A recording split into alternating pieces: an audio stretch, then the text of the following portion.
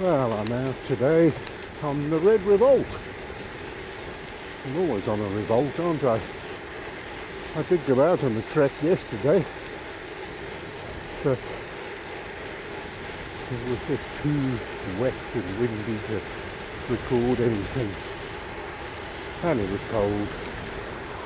Mind you, it was cold today as well. Real feel, -3. I don't know if I'm just going soft, but I'm finding it so much more difficult to cope with the winter this year. So is it time to replace my turbo trainer? No. I've still been out pretty much every day, but I've had the opportunity to go out. One of the big issues this winter has been the wind. Gale force wind. Every time you go out on a bike, you count on the fingers of one hand the days where you haven't had to take the wind into account on the ride. As quite often happens on social media, people talk about renewable energy, and somebody made a comment: renewable energy won't work in Britain because we don't have enough wind. And I thought, well, there's somebody that's never ridden a bike around South Wales. But the wind isn't today's topic for discussion. No, not at all. Because last week I talked about Pro Tour cycling and the changes that I think should be made to enhance the sport and keep it going, basically. But today I'm going to tell you why none of it matters. No, the thing that's going to kill Pro Tour cycling is corporate greed, because the organisers have sold the rights to the Pro Tour to Discovery. And obviously, Discovery made them a big money offer, and without considering how it might affect the sport, they just said, "Give me the money." And then Discovery said, well, we've got exclusive rights and we're going to charge whatever we want.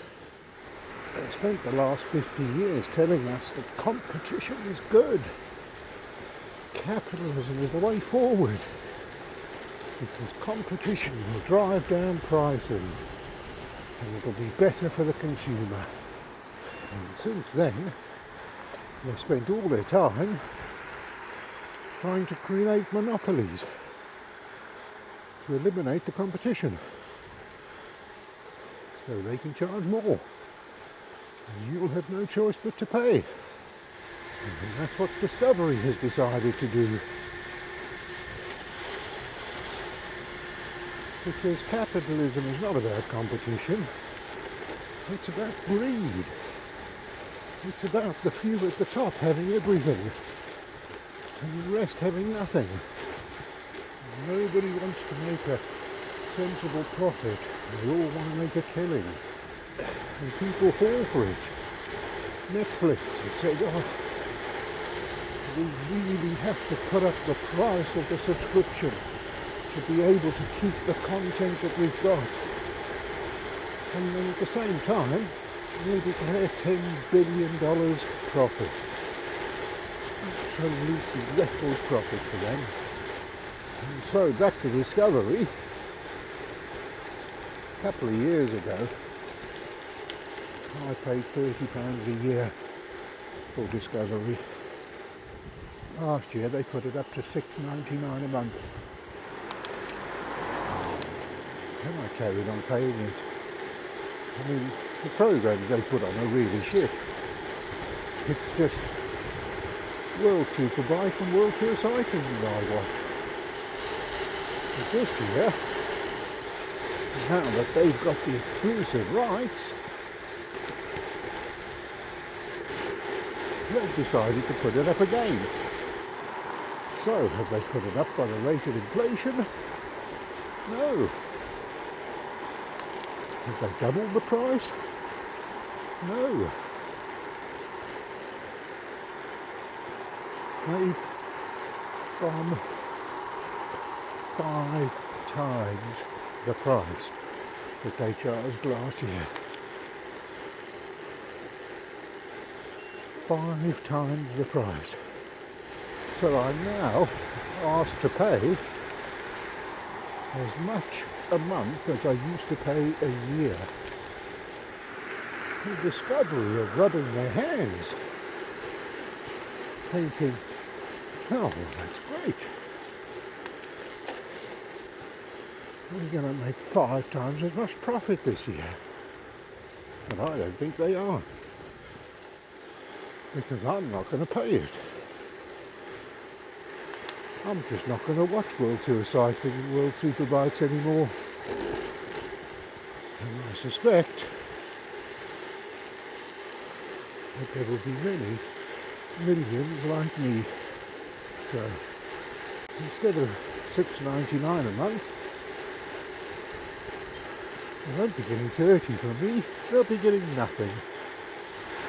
And it's sad really, because I love watching the World Tour, where people just say, no, enough is enough.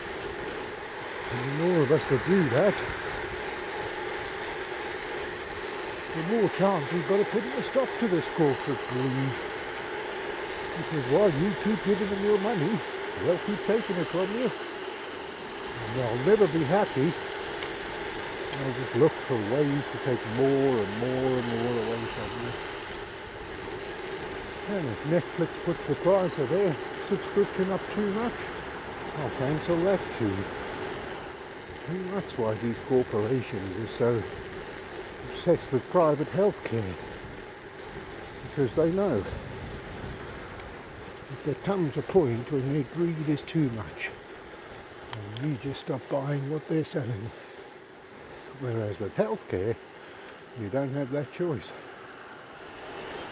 But if enough people cancel their subscription and the viewer figures go down, it won't be worth Discovery paying so much for exclusive rights. And that'll benefit all of us, unless the tour dies first. Personally, I think capitalism is in trouble. And these big companies are just trying to pull the last bit out of it.